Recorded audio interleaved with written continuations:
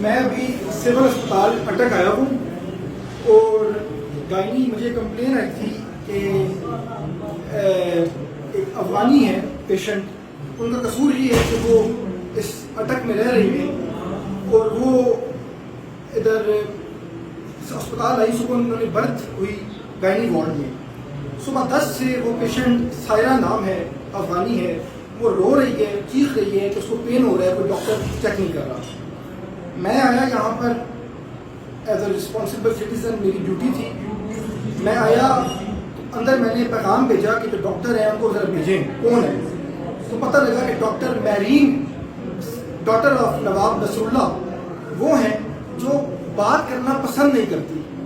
تو میں نیچے ڈی ایم ایس کے پاس گیا اور میں نے ڈی ایم ایس سے پوچھا کہ اس کو سارا معاملہ بتایا۔ ایٹ دا سیم ٹائم میں پیشنٹ کے ساتھ ان کانٹیکٹ تھا۔ ڈی ایم ایس نے کال کی ڈاکٹر کو، تو ڈاکٹر میرین کہتی ہے کہ پیشنٹ بالکل ٹھیک ہے، اس کو کوئی پین نہیں ہے۔ میں نے اسی وقت ڈی ایم ایس کو کال کر کے بتایا کہ پیشنٹ یہ رو رہا ہے، چیز ہے، اس کو کوئی ٹریٹمنٹ نہیں کر رہا، اس کو کوئی علاج نہیں کر رہا۔ اس کا قصور یہ ہے کہ وہ اٹک کے اسفنجار بخاری اسپتال میں ہے۔ یہ میرین ڈاکٹر، ان کا علاج تو یہ ہے کہ ان کو ساروں کو بندہ چوک پہ الٹا لٹکا دے۔ یہ پھر اسٹرائکس کرتی ہیں کہ ہمیں پے نہیں مل رہی، ہمیں یہ نہیں مل رہا، پورے ملک کا نظام انہوں نے خراب کیے ہوئے۔ اس بچی کا قصور یہ ہے کہ وہ افغانی ہے، وہ پنجابی نہیں ہے، وہ سندھی بلوچی پٹھان نہیں ہے، اس کو کوئی یاد نہیں لگا رہا، وہ صبح سے رو رہی ہے۔ میں نے ڈی ایم ایس کو بھی فون کر کے اس کی چیخیں سنائیں گے، لیکن وہ ڈاکٹر باہر آ کے، وہ نواب کی بچی ہے، وہ باہر نہیں آ سکتی، ان کی توہین ہوگی، وہ بے شک مر جائے کیونکہ وہ افغانی ہے۔ تو جو اعلیٰ افسران یہاں آ کے تصویریں بنا کے وزیروں کو دورے کرا کے چلے جاتی ہیں، ان کے لیے ڈوب مرنے کا مقام ہے۔ وہ سیاسی لیڈران جو یہاں کے کوآرڈینیٹرز بنے ہیں، ان کے لیے بھی ڈوب مرنے کا مقام ہے۔ یہ سارے غریب لوگ یہاں کھڑے ہیں، لیکن کوئی بندہ یہاں نہیں آئے گا۔ جی بتائیں کیا کہہ رہے ہیں آپ؟ کیا کہہ رہے ہیں آپ کا کیا مسئلہ ہے؟ سارے یہ آپ بندے بیٹھے ہیں، ادھر آئیں، بات سنیں، اپنا اپنا مسئلہ بتائیں۔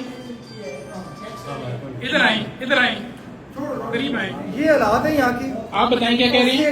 مجھے بولتے ہیں 1 بوتل چاہیے، ابھی بولتے ہیں 3 بوتل اور لے آؤ۔ اچھا، 4 دن سے آپ وزیر کر رہے ان ہیں۔ کا اب علاج یہ ہے کہ قانونی کارروائی تو ہم کریں گے، مگر ایسے ڈاکٹرز کا علاج یہ ہے کہ بندر کو چوک پہ لمبا لٹا دے۔ یہ ان لوگوں نے مذاق بنائی ہوئی ہے، لوگوں کی جانوں سے کھیل رہے ہیں، صرف یہ کہ وہ بیچاری بچی افغانی ہے اور ڈی ایم ایس کو جھوٹ بول رہی ہے۔ میں نے جب کال ریکارڈنگ سنائی ہے، وہ رو رہی ہے۔ اب کہتے ہیں جی ایک نئی برتھ ہو رہی ہے، وہاں میں ڈاکٹر صاحب مصروف ہے۔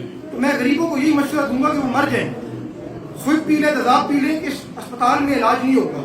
یہاں صرف غریبوں کو ذلیل کرنے کے لوگ آتے ہیں، جو بولے اس کی آواز دبانے کی کوشش کرتے ہیں۔